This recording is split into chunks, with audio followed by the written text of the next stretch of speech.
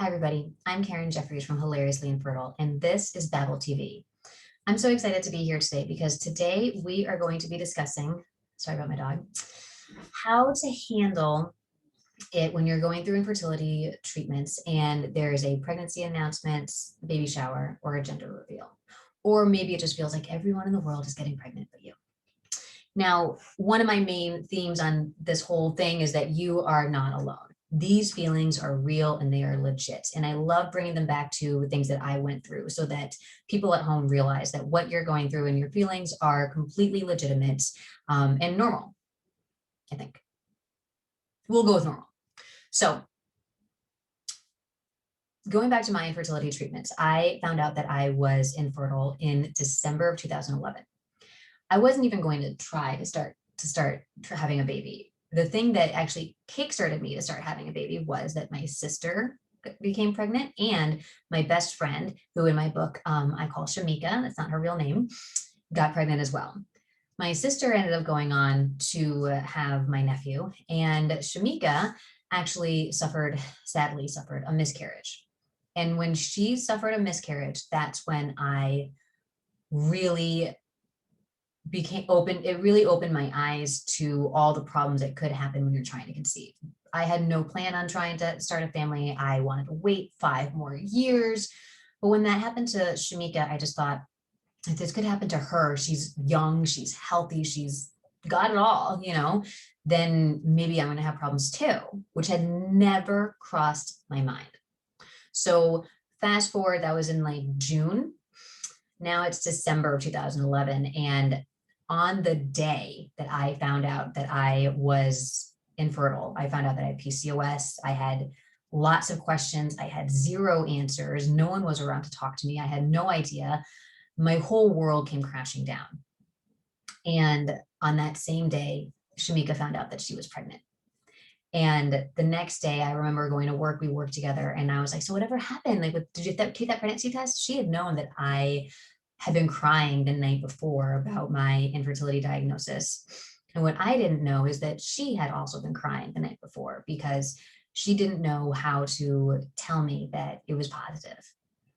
And finally, the next day, after me pushing and pushing and pushing, she said, "Yeah, Karen, I took a pregnancy test. Took a couple actually, and I'm pregnant."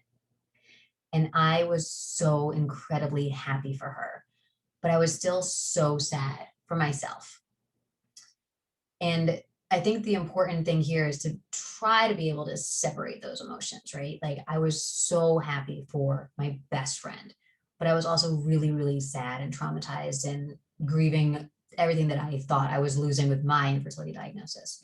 And it was really hard. And I was like, that's great. And I tried making it very clear to her that I'm so happy for her. I'm just super sad for myself. Now, that's an easy mindset to be in the beginning. After going through infertility for years and years and years, it gets harder and harder to be happy for other people. And that's normal too. I know that so that was December 2011. In January 2012, so just a month later, I went through my first IUI and it failed. And I was devastated.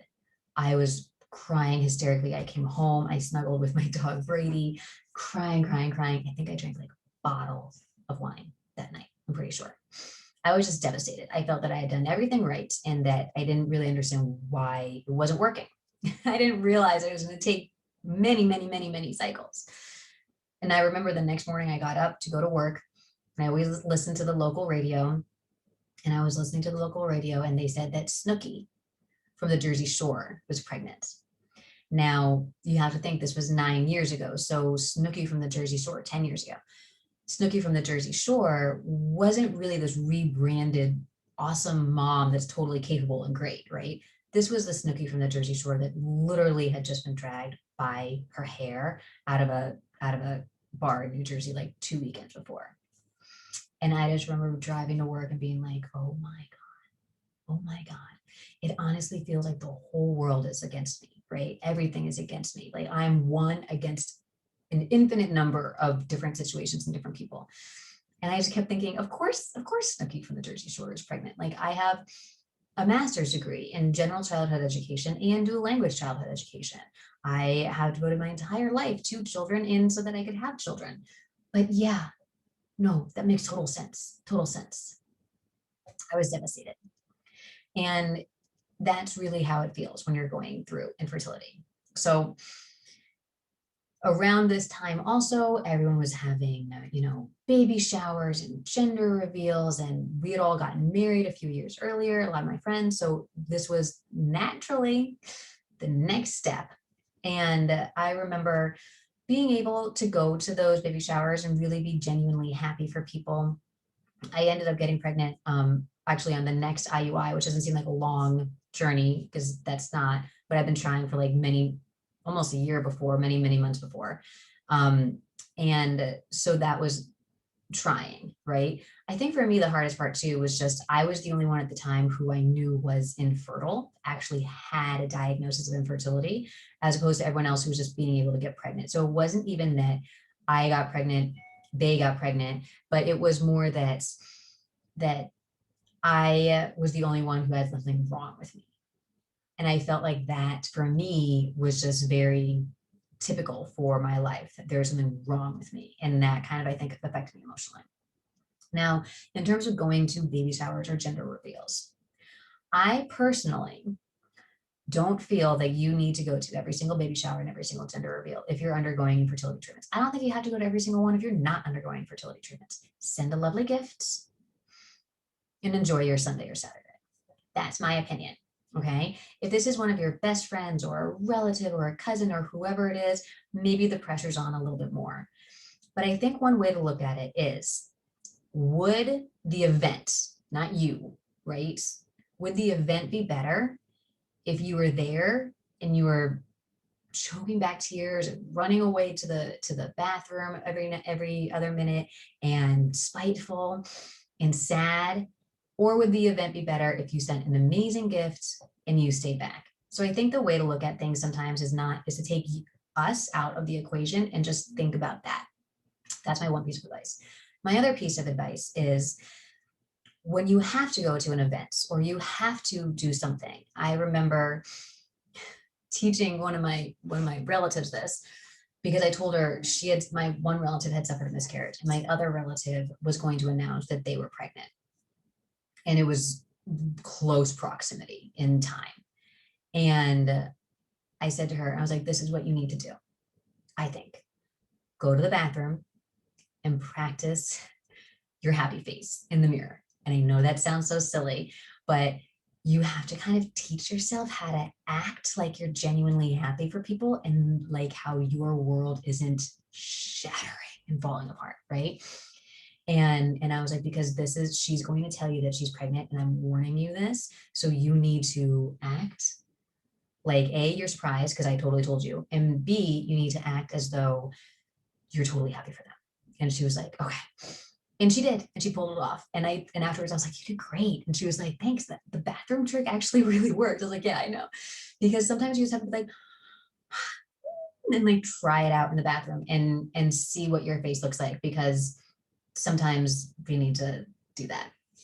So my advice for people who are suffering with infertility and struggling to go to baby showers and gender reveals and pregnancy announcements and dealing with all this stuff, I feel you. I'm right there with you. I remember other people also, like, even when there's like celebrities that are getting pregnant when you're going through infertility, I remember being like, like they have 4 kids already. Can I just have one, just one, or can I just give my one a sibling, right? I get it, and it's all completely normal, legit feelings. My advice is, go to the things that you have to go to because it's like a family obligation or something. Maybe take a step back from the other things. You don't owe your Saturdays or your Sundays or any time to anyone else except for yourself and your job, maybe, and your spouse, maybe. Okay. If you think of it like that, like I don't owe anyone anything, then maybe that will help alleviate some of the guilt. You don't owe them an entire Saturday looking at pacifiers and diaper blankets and all this stuff, or whatever, diaper cakes. You owe yourself a lot.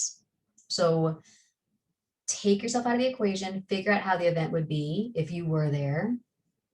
If you have to go, practice your face And at the end of the day, you owe it to yourself to do what's right for you, and you don't owe anything to anybody else. And sending a nice gift in lieu of attending, I think is completely acceptable. Tell them I told you so. All right, guys. I'm so happy to be here today. This is Karen Jeffries from Hilariously Infertile on Babble TV, and I'll talk to you guys next time. Bye.